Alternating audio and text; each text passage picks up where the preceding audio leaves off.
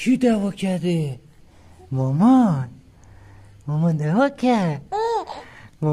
مامان عتی کرده. مامان کتک زده. قربونش بشم بابا، قربونش بشم.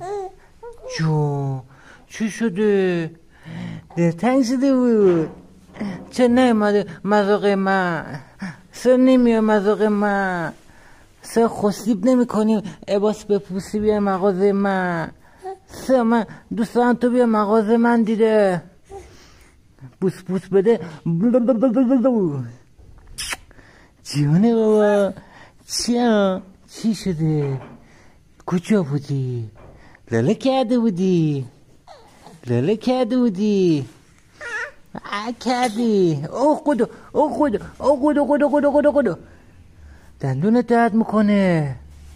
آره دندونت درد میکنه بابا. کجا درد میکنه؟ بوس بده. بیا بغلم. دستاتو بده. باشو. یا علی مدد. قومنش بشه. بل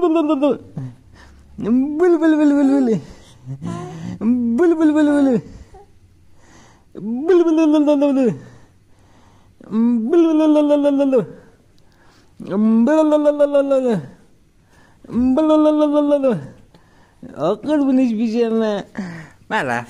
من رفتم دیده. خسته شدم دیده.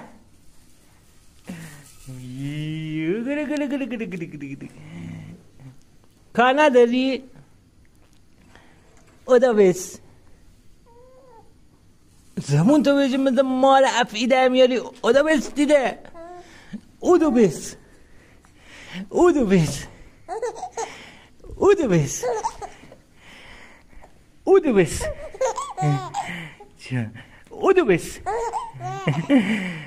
من میخوام اودو بسی کنم.